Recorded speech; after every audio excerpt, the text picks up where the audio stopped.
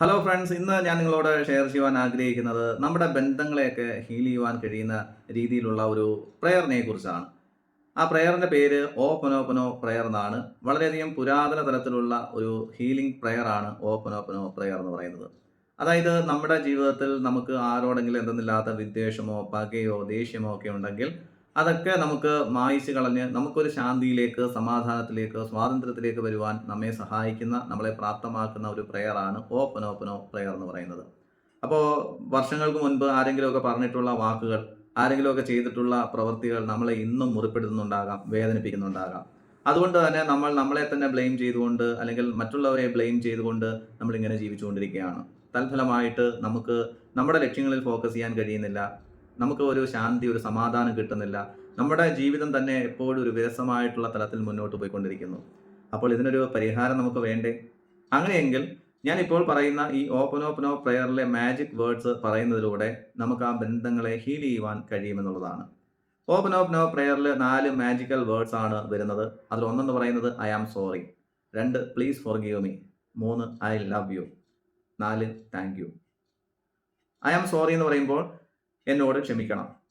Please forgive me എന്ന് പറയുമ്പോൾ ഞാൻ ചെയ്തിട്ടുള്ള തെറ്റുകൾക്ക് എന്നോട് ക്ഷമിക്കണം. അതുപോലെ തന്നെ നിങ്ങൾ ചെയ്തിട്ടുള്ള തെറ്റുകൾക്ക് ഞാൻ നിങ്ങളോട് ക്ഷമിക്കുന്നു. 3 എന്ന് പറയുന്നത് ഐ ലവ് യു, ഞാൻ നിങ്ങളെ അങ്ങേയറ്റം സ്നേഹിക്കുന്നു. 4 എന്ന് പറയുന്നത് താങ്ക് യു, നിങ്ങൾ ചെയ്തിട്ടുള്ള നല്ല കാര്യങ്ങൾക്ക് ഞാൻ നന്ദി അർപ്പിക്കുന്നു. അതല്ലെങ്കിൽ മോശമായ കാര്യങ്ങളാണെങ്കിൽ അതിൽ നിന്ന് കിട്ടിയിട്ടുള്ള പാഠങ്ങൾക്ക് ഞാൻ നന്ദി അർപ്പിക്കുന്നു. ഈ രീതിയിലാണ് ഓപ്പനോ പ്രയർ ചൊല്ലേണ്ടത്. ഇനി ഇത് ചെയ്യേണ്ട വിധം എങ്ങനെയാണെന്ന് ചോദിച്ചു കഴിഞ്ഞാൽ, നമ്മൾ വളരെ സ്വസ്ഥമായിട്ടുള്ളൊരു സ്ഥലം തിരഞ്ഞെടുക്കുക. അവിടെ കണ്ണുകൾ അടച്ചിരിക്കുക. ശേഷം നമ്മുടെ മനസ്സിലേക്ക് ആരെയാണോ ഹീൽ ചെയ്യേണ്ടത്, അതായത് ആരോടാണോ നമുക്ക് ദേഷ്യം, ആരോടാണോ നമുക്ക് വിദ്വേഷം, പക, ആ വ്യക്തിയെ നമ്മുടെ മനസ്സിലേക്ക് കൊണ്ടുവരുന്നു. അതിനുശേഷം ആ വ്യക്തിയുടെ മുഖം മനസ്സിൽ കണ്ടുകൊണ്ട് അവരോട് നമ്മൾ ഇത് പറയുകയാണ്. എന്താണ്? ഐ ആം സോറി, എന്നോട് ക്ഷമിക്കണം. പ്ലീസ് ഫോർഗീവ് മീ, ഞാൻ നിങ്ങളോട് ക്ഷമിക്കുന്നു. അതുപോലെ തന്നെ ഞാൻ ചെയ്തിട്ടുള്ള തെറ്റുകൾക്ക് എന്നോടും ക്ഷമിക്കുക. 3 എന്ന് പറയുന്നത് ഐ ലവ് യു, ഞാൻ നിങ്ങളെ അത്യന്തം സ്നേഹിക്കുന്നു. 4 എന്ന് പറയുന്നത് താങ്ക് യു, നിങ്ങൾ ചെയ്തിട്ടുള്ള നല്ല പ്രവൃത്തികൾക്ക് ഞാൻ നന്ദി അർപ്പിക്കുന്നു. അതല്ല, നല്ല കാര്യങ്ങളൊന്നുമില്ല എങ്കിൽ മോശമായ കാര്യങ്ങൾ എടുത്തുകൊണ്ട് അതിൽ നിന്ന് നമുക്ക് കിട്ടിയിട്ടുള്ള ഒരുപാട് പാഠങ്ങളുണ്ട്. ആ പാഠങ്ങൾക്ക് ഞാൻ നന്ദി അർപ്പിക്കുന്നു. ഈ രീതിയിൽ സ്ഥിരമായിട്ട് ഒരു 5 മിനിറ്റ് വീതം, രാവിലെ എഴുന്നേറ്റ ഉടനെയും അതുപോലെ തന്നെ രാത്രിയിലും ഒരു 5 മിനിറ്റ് വീതം നമ്മളിത് ചെയ്യാനായിട്ട് ശ്രമിച്ചു കഴിഞ്ഞാൽ നമ്മുടെ ജീവിതത്തിൽ അവരോടുള്ള ആ ദേഷ്യവും ആ വാശിയും ആ വിദ്വേഷവും ഒക്കെ അങ്ങ് നീങ്ങിപ്പോകും. നമ്മളെപ്പോഴും മറ്റുള്ളവരെ ഇങ്ങനെ ബ്ലെയിം ചെയ്യാറില്ലേ? അന്ന് അവരങ്ങനെ പറഞ്ഞ കാര്യങ്ങൾ, അന്ന് ചെയ്ത പ്രവൃത്തികൾ, അല്ലെ, ഒരേ പായിൽ കിടന്നുറങ്ങി അല്ലെങ്കിൽ ഒരേ പാത്രത്തിൽ ഉണ്ട് ജീവിച്ചവരാണ്, അവരെന്നോടത് ചെയ്യുമെന്ന് ഞാൻ ഒരിക്കലും പ്രതീക്ഷിച്ചില്ല എന്നൊക്കെ നമ്മളിങ്ങനെ ജീവിതത്തിൻ്റെ ഏതെങ്കിലുമൊക്കെ ഘട്ടങ്ങളിൽ നമ്മളോട് തന്നെ പറയുകയും മറ്റുള്ളവരോട് ഡിസ്കസ് ചെയ്യുകയും ചെയ്യാറുണ്ട്. അപ്പോൾ അവിടെ എന്താണ് സംഭവിക്കുന്നത്? നമുക്കുള്ള ദിവസങ്ങൾ നമ്മളിങ്ങനെ സ്പോയിൽ ചെയ്തുകൊണ്ടിരിക്കുകയാണ്, അല്ലേ? നമ്മുടെ ആയുസ് എന്ന് പറയുന്നത് വളരെ ക്ഷണികമാണ്. അപ്പോൾ ഓരോ ദിവസം കഴിയുന്നതോറും നമ്മൾ ആ ആയുസിനോട് അടുത്തുകൊണ്ടിരിക്കുകയാണ്, അല്ലേ? ആ ഒരു സത്യം നമ്മൾ മനസ്സിലാക്കി നമുക്ക് ഈ ഭൂമിയിൽ എന്തൊക്കെയോ കാര്യങ്ങൾ ചെയ്യാനായിട്ട് ദൈവം നമ്മളെ ഏൽപ്പിച്ചിട്ടുണ്ട്. അതൊന്നും ചെയ്യാൻ കഴിയാതെ നമ്മുടെ വർക്കിലേക്കുള്ള അല്ലെങ്കിൽ നമ്മുടെ പർപ്പസിലേക്കുള്ള ഫോക്കസ് ഒക്കെ മാറി നമ്മുടെ ഓരോ ദിവസവും ഇങ്ങനെ സ്പോയിൽ ചെയ്ത്, അതുപോലെ തന്നെ നമുക്ക് എന്തെന്നില്ലാത്ത ശാന്തിയില്ലാതെ, സമാധാനമില്ലാതെ, സ്വാതന്ത്ര്യമില്ലാതെ നമ്മളിങ്ങനെ ജീവിച്ചു പോകുന്ന അവസ്ഥ. അപ്പോൾ ആ ഒരു സിറ്റുവേഷൻ നമുക്ക് മാറ്റിയെടുക്കണ്ടേ? അങ്ങനെയാണെങ്കിൽ തീർച്ചയായിട്ടും ഈ പ്രയർ നമ്മൾ ചൊല്ലേണ്ടതായിട്ടുണ്ട്. അപ്പോൾ ഒരു സംശയം നിങ്ങൾക്ക് തോന്നിയേക്കാം, അവരല്ലേ തെറ്റ് ചെയ്തത്, പിന്നെ ഞാൻ എന്തിനാണ് അവരോട് ക്ഷമ ചോദിക്കുന്നതെന്നൊക്കെ. ഫ്രണ്ട്സ്, നമ്മളിവിടെ ശ്രദ്ധിക്കേണ്ട കാര്യം, അവരിപ്പോൾ ഏതെങ്കിലും മേഖലയിൽ സന്തോഷിച്ചുകൊണ്ടിരിക്കുകയായിരിക്കാം, അവരുടെ ജീവിതത്തിൽ അവർ എൻജോയ് ചെയ്തുകൊണ്ടിരിക്കുകയായിരിക്കാം. പക്ഷേ അവരെക്കുറിച്ച് നമ്മൾ ഓർത്തിട്ട് എന്താണ് ചെയ്യുന്നത്? ഓരോ ദിവസം നീറിക്കൊണ്ടിരിക്കുകയാണ്. ശ്രീ ബുദ്ധ ഭഗവാൻ പറഞ്ഞതുപോലെ, നമ്മുടെ കയ്യിലൊരു കനൽ കഷ്ണം പിടിച്ചിട്ട് അത് നമുക്ക് ദേഷ്യമുള്ള ഒരാളെ എറിയാനായിട്ട് നമ്മളിങ്ങനെ തക്കം പാർത്തിരിക്കുകയാണ്.